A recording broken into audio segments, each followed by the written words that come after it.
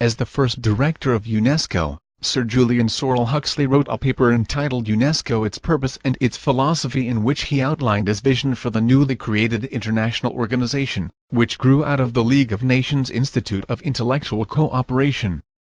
According to Huxley, the guiding philosophy of UNESCO should be what he termed world evolutionary humanism. The following article describes this philosophy and its relation to eugenics. Julian Huxley, an evolutionary biologist, humanist, and ardent internationalist, held many titles including Secretary of the Zoological Society of London, First President of the British Humanist Association, Vice President and President of the British Eugenics Society. He was also a founding member of the World Wildlife Fund, coined the term transhumanism as a means of disguising eugenics, and gave 2 Galton Memorial Lectures. Huxley also received many awards including the Darwin Medal of the Royal Society, UNESCO's Kalinga Prize and the Special Award of the Lasker Foundation in the category Planned Parenthood, World Population, to name but a few. He is also the grandson of Thomas Huxley, Darwin's bulldog, and brother of author Aldous Huxley. The fundamental task of UNESCO is to help the emergence of a single world culture, with its own philosophy and background of ideas, and with its own broad purpose. This is opportune, since this is the first time in history that the scaffolding and the mechanisms for world unification have become available, and also the first time that man has had the means, in the shape of scientific discovery and its applications, of laying a worldwide foundation for the minimum physical welfare of the entire human species. And it is necessary, for at the moment 2 opposing philosophies of life confront each other from the west and from the east, and not only impede the achievement of unity but threaten to become the foci of actual conflict.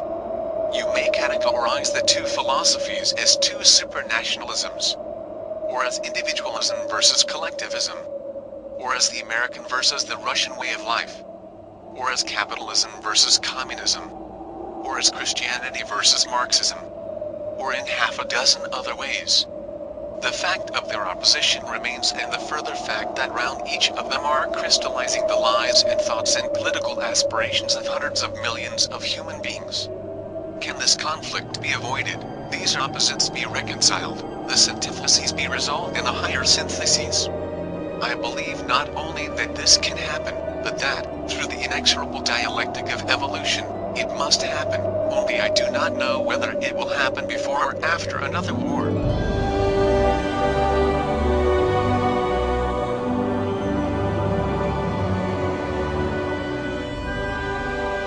UNESCO Philosophy of World Evolutionary Humanism.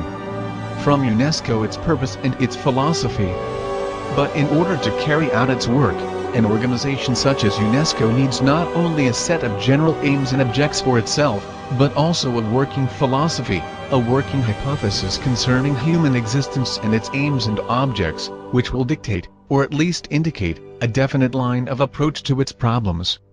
Its main concern is with peace and security and with human welfare, insofar as they can be subserved by the educational and scientific and cultural relations of the peoples of the world.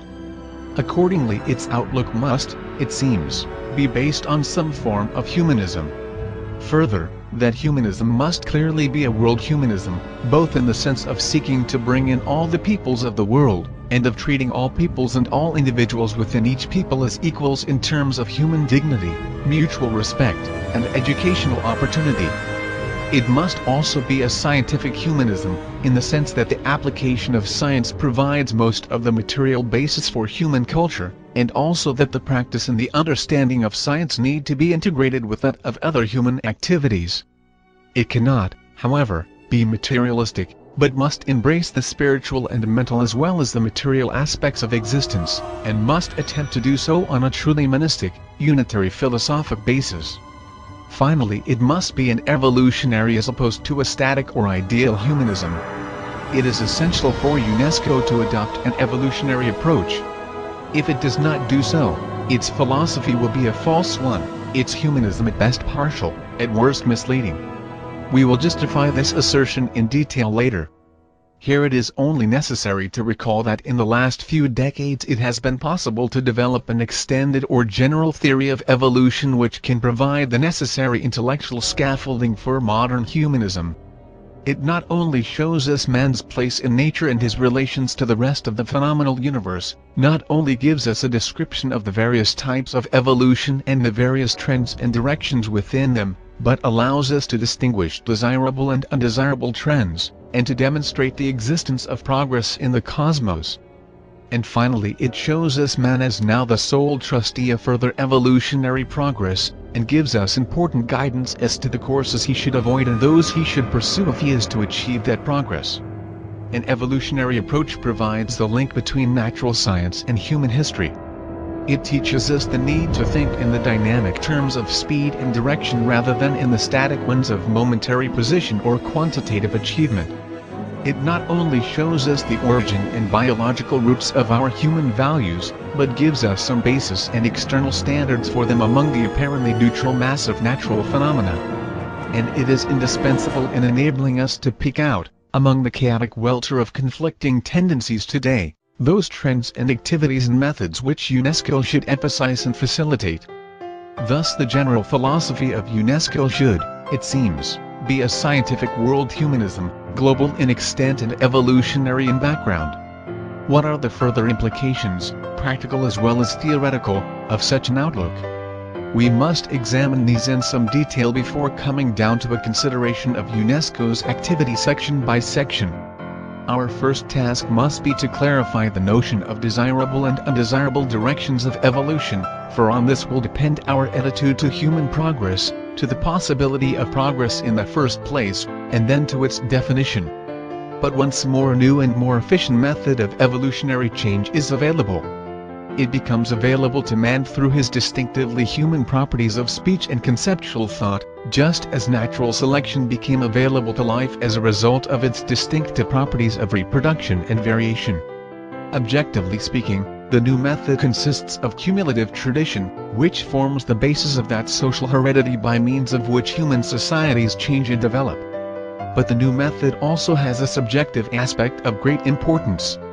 Cumulative tradition, like all other distinctively human activities, is largely based on conscious processes, on knowledge, on purpose, on conscious feeling, and on conscious choice.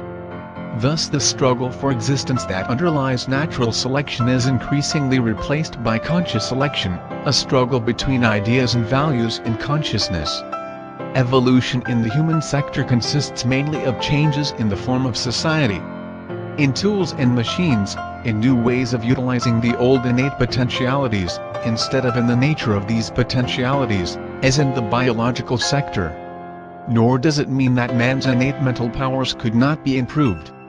They certainly were improved presumably by natural selection in the earliest stages of his career, and they could certainly be improved further by deliberate eugenic measures, if we consciously set ourselves to improve them. Meanwhile, however, it is in social organization, in machines, and in ideas that human evolution is mostly made manifest.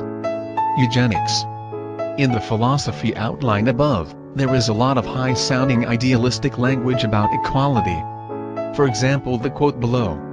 Further, that humanism must clearly be a world humanism, both in the sense of seeking to bring in all the peoples of the world, and of treating all peoples and all individuals within each people as equals in terms of human dignity, mutual respect, and educational opportunity. Of course, for eugenicists like Huxley, some are more equal than others. There are instances of biological inequality which are so gross that they cannot be reconciled at all with the principle of equal opportunity. Thus low-grade mental defectives cannot be offered equality of educational opportunity, nor are the insane equal with the same before the law or in respect of most freedoms. However, the full implications of the fact of human inequality have not often been drawn and certainly need to be brought out here, as they are very relevant to UNESCO's task. Still more important, any such generalizations will give us a deeper understanding of the variations of human nature, and in doing so will enable us correctly to discount the ideas of men of this or that type.